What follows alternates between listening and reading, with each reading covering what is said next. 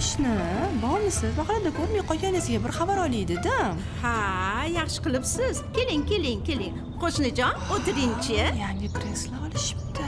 Voy qizim, keling. Mana shu yerga o'tiring. Qo'shni, yangi kreslo olibsizlar? Ha. Voy, bizdan kunma bo'ldi, men sizga aytib beray. Ertalabdan kuyovingiz bilan bozorga bordik. Kechgacha aylandik, kreslo olamiz debdi. Shunaqa narxlar qimmat, ot kelasi bo'lib yotibdi. Bizga yoqqan kresloning narxi 15 million deydi, ishonasizmi? Zo'rg'a kelishib 13 million 999 ming 999 so'mga kelishdi. U ham mayli katta samolyotda mashina chaqirib uni ortib yuvib bordik.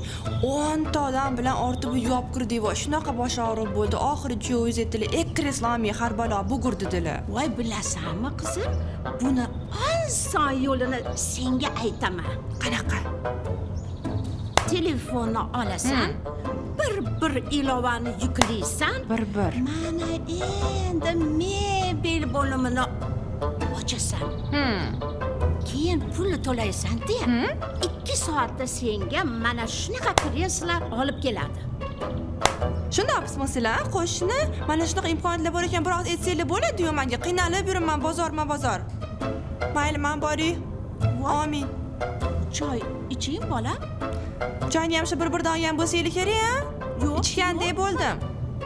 Choyni u yerda oldik. Sal kamtarlik so'ramabsizlar-da o'sha bir-birdan. Sotolmasa bo'lmasa kammi? Mayli, chiqarsizlar. Voy, bu mani pismaqa dedimi? Tushunmadim.